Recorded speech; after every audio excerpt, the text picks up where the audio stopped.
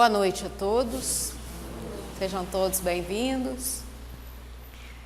Hoje nós vamos iniciar um novo capítulo do Evangelho segundo o Espiritismo, que é o capítulo 27, e Kardec intitulou Pedis e Obtereis.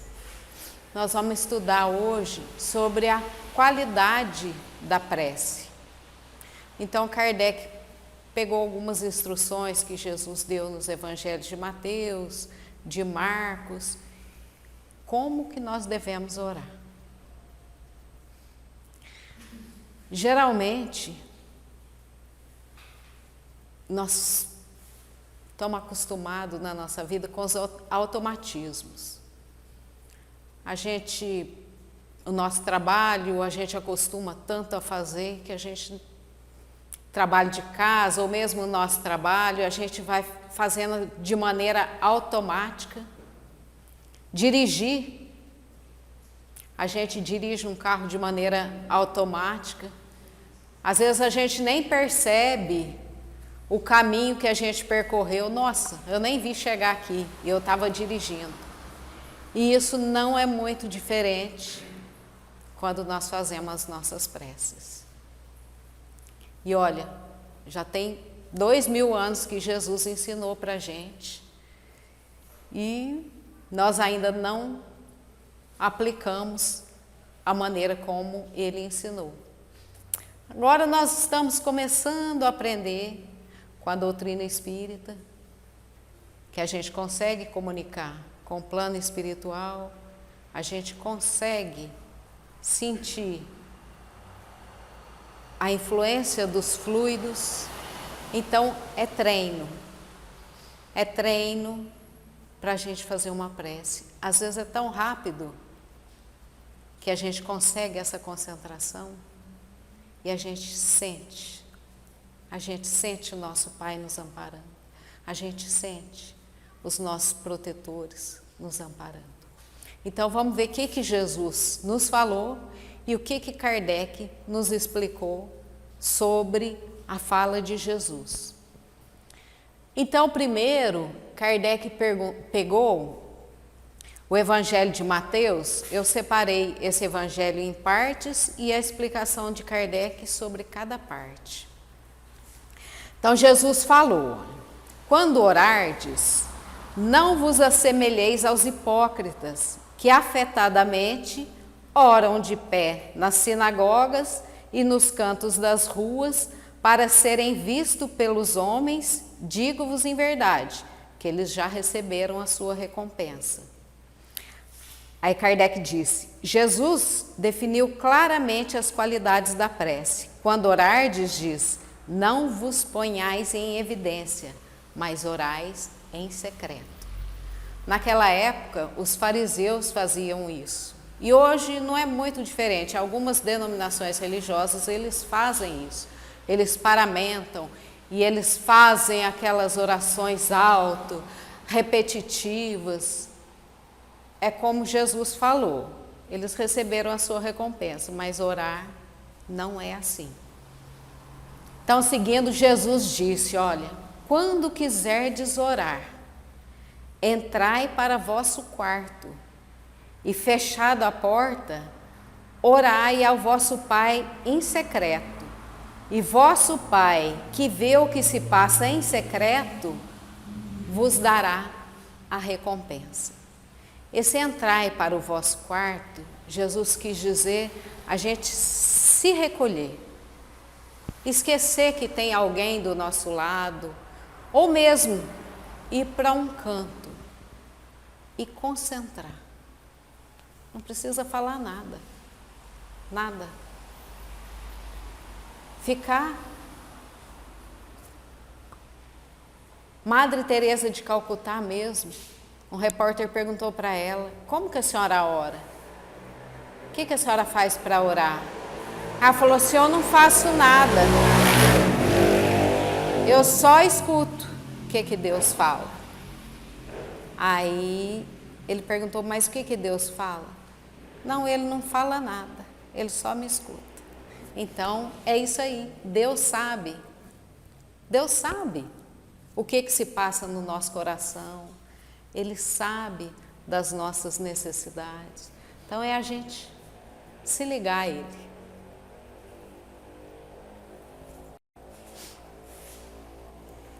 Continuando, Jesus disse: não cuideis de pedir muito nas vossas preces, como fazem os pagãos, os quais imaginam que pela multiplicidade das palavras é que serão atendidos. Não vos torneis semelhantes a eles, porque vosso Pai sabe do que é que tendes necessidade antes de lhe pedir. Então não precisa ficar falando. É como eu disse, até o silêncio, Deus sabe. Ele sabe o que a gente precisa, Ele sabe o que a gente está pedindo. Nem sempre Ele faz a nossa vontade, porque Ele sabe o que é bom para nós, nós não sabemos. Às vezes a gente pede e fala, mas Deus não me ouve. Ele ouve sim. Ouve e Ele sabe tudo.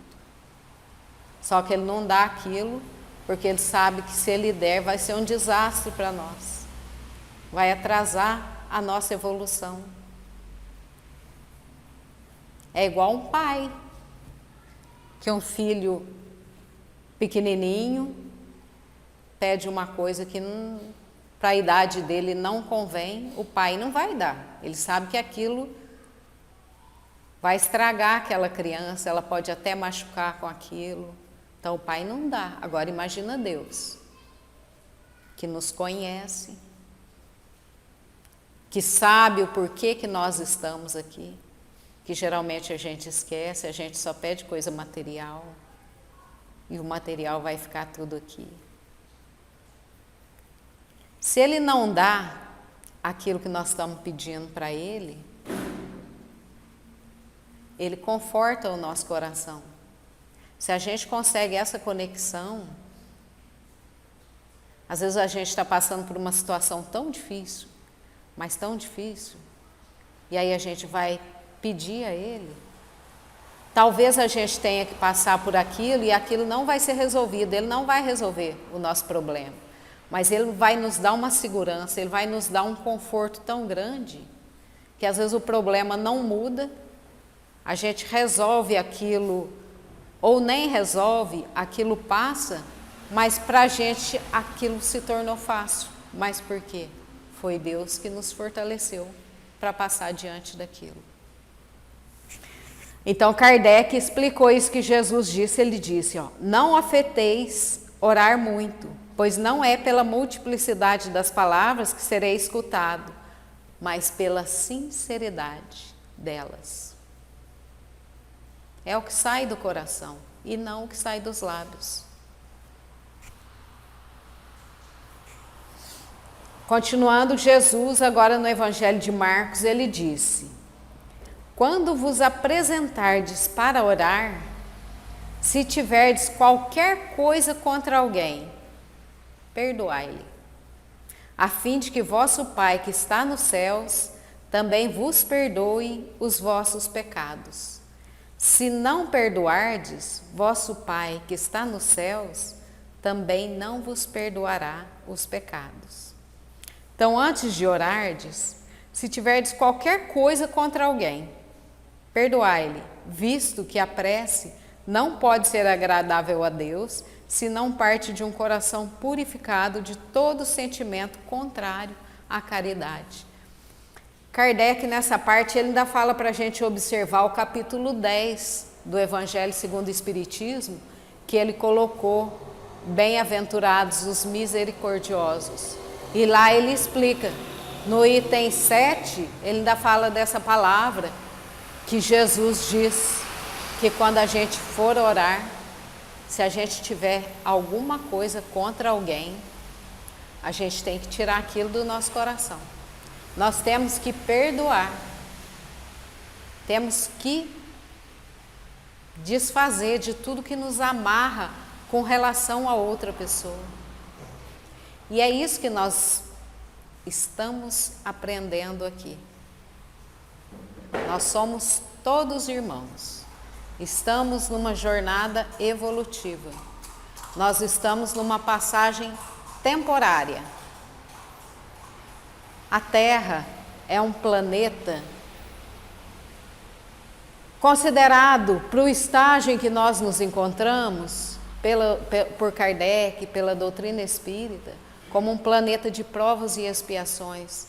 É uma escola e é um hospital. Nós estamos aqui para aprender a fazer o certo que nós erramos já em diversas existências.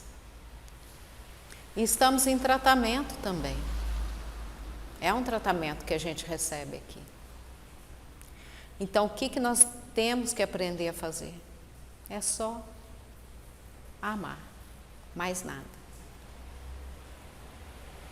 Então, quando a gente for fazer uma prece, quando a gente for pedir alguma coisa para Deus, nós estamos em prova, estamos em expiação. Está difícil, nossa, está muito difícil. A prece é o socorro que vem. Só que Jesus falou, antes de fazer a prece, limpar o nosso coração. Dá trabalho, dá trabalho. Mas quando nós começamos a pensar que a vida, a nossa vida, é a vida futura, é a vida do Espírito, é mais fácil para a gente perdoar. O que nós vamos levar daqui? Nós vamos levar daqui só o bem. Os bens ficam aqui. Ah, mas ele me prejudicou, ele me deu um prejuízo material enorme. Eu estou passando por dificuldade por conta dele. Então eu vou pedir para Deus me ajudar a eu superar essa dificuldade. O que nós aprendemos aqui? Esse prejuízo que ele me deu foi permissão de Deus. Eu só recebo aquilo que eu fiz um irmão sofrer um dia. Se eu estou levando um prejuízo hoje, é porque, geralmente, pela lei de causa e efeito, em alguma existência minha, ou talvez nessa mesmo, eu dei esse prejuízo a alguém. Então, esqueçamos, é mais leve. Ele não nos deu prejuízo. Deus permitiu que nós resgatássemos uma dívida. Subimos um pouquinho no degrau evolutivo. Então, qualquer coisa que nós tivermos contra alguém, pensemos assim, qualquer coisa que alguém nos magoou, pensemos assim, em todos os detalhes da nossa vida, tem a permissão de Deus. Então aquilo me aconteceu foi porque Ele permitiu. Esqueçamos o que a pessoa fez, limpemos o nosso coração e façamos a nossa prece. Aí sim, nós vamos sentir o conforto que nós estamos necessitando. Essa passagem que está em Lucas, que Jesus contou também, é sensacional. Só que a gente tem que estudar ela de acordo com como acontecia na época dele. Então Jesus também disse essa parábola a alguns que punham a sua confiança em si mesmos, como sendo justos e desprezavam os outros. O que era justo? O que eles consideravam justos na época de Jesus? Justo era aquele homem que cumpria a lei de Deus, a justiça de Deus. Então ele era considerado. Os fariseus eram muito donos disso, olha. Então Jesus contando, a gente vai entender essa parte. 2 homens, Jesus disse, que 2 homens subiram ao templo para orar. Um era fariseu e publicano o outro. Fariseu, naquela época, era considerado, perante a sociedade, um homem justo. Por quê? Ele sabia a lei mosaica, né, a lei do Antigo Testamento, de cor e salteado. Ele falava, ele é que ficava nas esquinas orando, então ele se considerava justo. Ele era considerado pela sociedade um homem justo, um homem que estava próximo de Deus. O publicano era detestado, porque o publicano, ele era um cobrador de impostos. E até hoje ninguém gosta de pagar imposto. E olha que é devido, né? Jesus disse que devemos dar a César o que é de César. Mas ninguém gostava de pagar o Império Romano. Então, o publicano é que cobrava os impostos e ele enriquecia com isso. Então, todo mundo detestava o publicano. E olha o que Jesus disse. Então, os dois homens, um fariseu e um publicano, subiram ao templo para rezar, para fazer a sua prece, sua oração. O fariseu, conservando-se de pé, orava assim. Consigo mesmo ele orava: meu Deus, rendo-vos graças por não ser como os outros homens, que são ladrões, injustos e adúlteros, nem mesmo como esse publicano. Jejuo 2 vezes na semana, dou o dízimo de tudo que possuo. O publicano, ao contrário, conservando-se afastado, não ousava sequer erguer os olhos aos céus, mas batia no peito dizendo: meu Deus, tem piedade de mim, eu sou um pecador. Aí Jesus disse: declaro-vos que este voltou para sua casa justificado, e o outro não.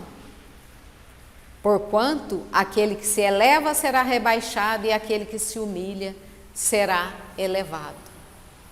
Agora, um detalhe que fala aqui, olha.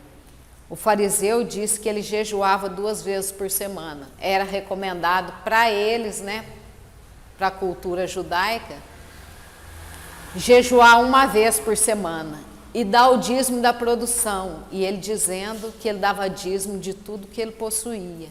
E o publicano se considerava um pecador e pediu perdão dos pecados, e aí Jesus disse que o publicano saiu justificado e o fariseu não.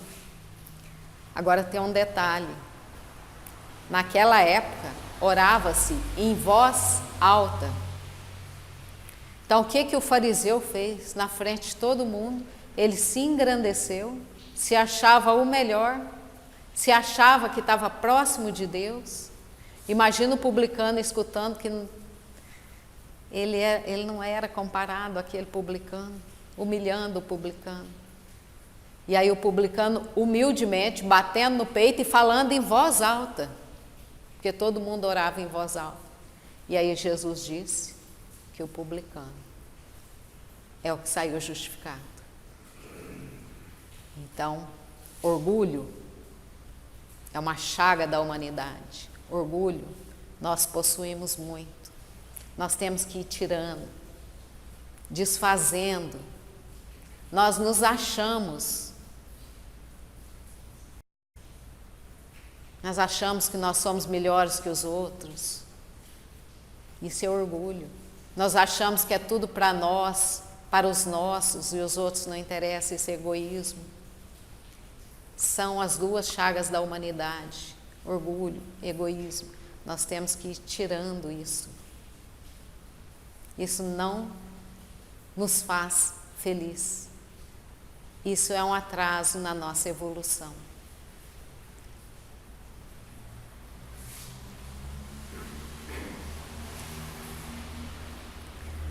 Para finalizar, Kardec dizendo: orai, enfim, com humildade, como o publicano, e não com orgulho, como o fariseu.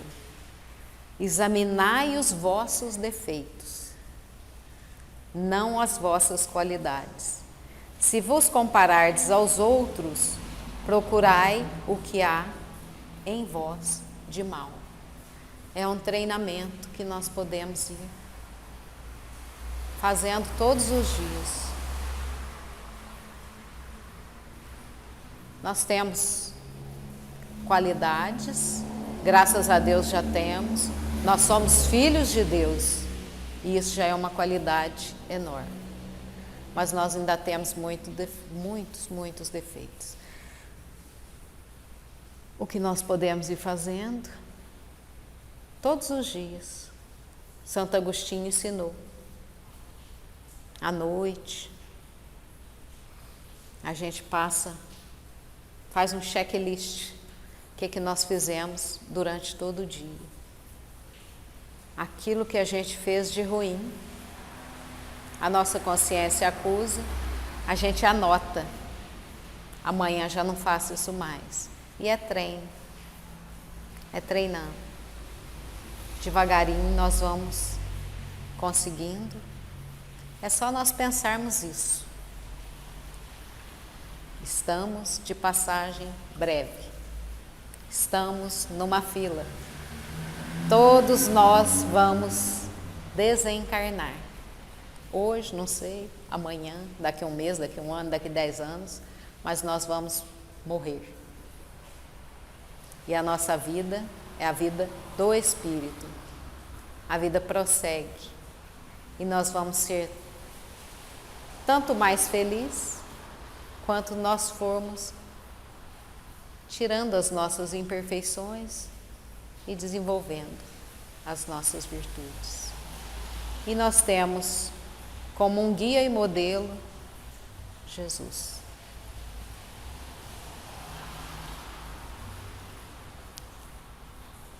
Jesus não só ensinou, como ele vivenciou. E aí é fazermos isso. Basear as nossas atitudes. Tudo é relacionamento. Tudo. Ninguém progride, ninguém evolui sozinho. É relacionando com as pessoas. Então fazer como Jesus ensinou. Enxergar no outro um irmão. Enxergar no outro um potencial, um anjo em potencial. Todo mundo tem esse potencial. É da lei.